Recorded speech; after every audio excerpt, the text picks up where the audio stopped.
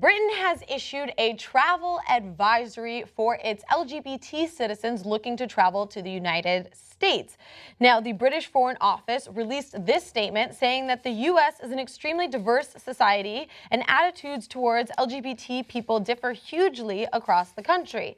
Now, LGBT travelers may be affected by legislation passed recently in the states of North Carolina and Mississippi. The advisory encouraged travelers to avoid potentially risky situations and excessive physical shows of affection and to exercise discretion in rural areas. Now, some of the legislation that they're talking about, obviously, is North Carolina recently passed the House Bill 2, which repealed all local ordinances banning discrimination against LGBT people in the state and banned transgender people from using certain public restrooms. Mississippi Governor Phil Bryant also just recently signed legislation allowing businesses to deny services to gay couples based on religious objections. Oh my God. Here's the thing, is if you are in a place, right, where people are warning you, don't act like yourself. I know you're going to the land of the free, but you can't really act freely. Don't be yourself. Be careful, touching your loved ones or anything like that, because they've actually banned discrimination. That's absurd. So absurd. So I'm going to step in with a bizarre story based on what you just said. I was in West Hollywood a bunch of years ago, and I see a guy who is jogging/prancing. So don't get offended yet. Hold on. Okay, he was literally jumping and skipping as he was jogging, right? And he was in a super colorful outfit. He was actually a little bit older and a little overweight, which I can relate to, right? And I have to admit, he looked funny, right? And my first reaction was, oh my God, man, look at that, right? And then you know what my second reaction was?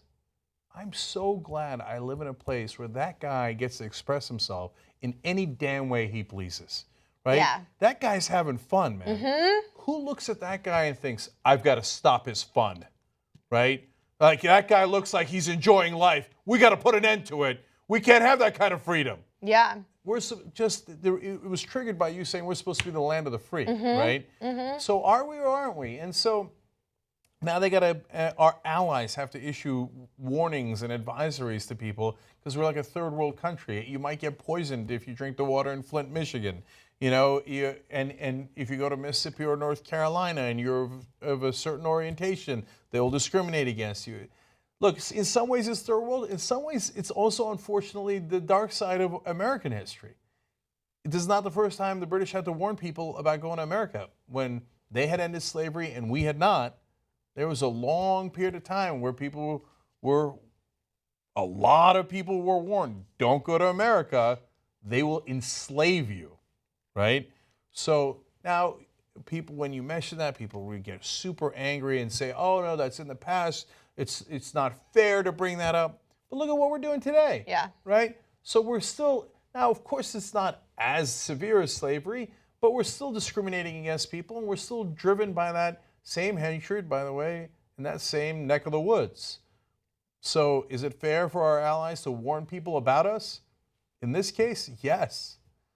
No, yeah, obviously, I think Britain is doing the right thing, telling people like, hey, these are the laws that exist. Just be aware of this when you go to travel. They're, taking the right precautions.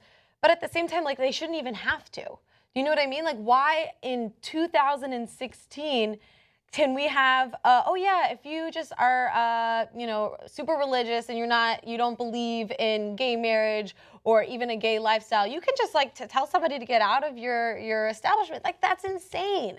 It is so wrong and just disgusting and so the anti of what everything that America was founded on. You know what I mean? And to have that now be internationally known, hopefully that will wake them up. I know a lot of movies and businesses are pulling out of North Carolina because of these laws, and I'm hoping some of this media coverage will make them make a change. So there is a bit of irony here in the corporate world coming to the rescue, and so obviously I'm frustrated by a lot of what corporations do, and really mainly their interference in the political system. But I think corporations have a right to exist. I think that they make sense as a legal fiction that we've created. I think they have legal rights. I don't think they have constitutional rights. And so they create jobs and they limit liability. I know why that we created them, et cetera. This is one instance where they're helping to push in a better direction, not because they're moral and they're good people, but there's good people within those corporations, obviously, that are making some of these decisions, but mainly because they're driven by the profit motive. And the profit motive dictates that you need to sell to everyone. Okay, so they're saying, hey, if you're going to cut off some of our customer base, well, we're going to protect them, right? And so that's wonderful, right? So it's a small part of this story, but important, and God bless them for sticking up for their customers, even if it's driven by profit. But it's a much larger thing that I think in the long run will defeat Islamophobia. Because I don't think that I had a good enough sense of it until I went to go see some sponsors' presentations. And those sponsors were international brands. Do you have any idea how many Muslims they had in their ads? You know why? Because there's 1.6 billion of them. So you got to sell Coke to them. You got to sell Nike to them. You got to sell all that stuff to 1.6 billion customers. So if you are going to run your anti-Muslim campaigns, those corporations are going to go, not on my watch, because now you're endangering my profits, and we can't have that. So that's the upside of the profit motive.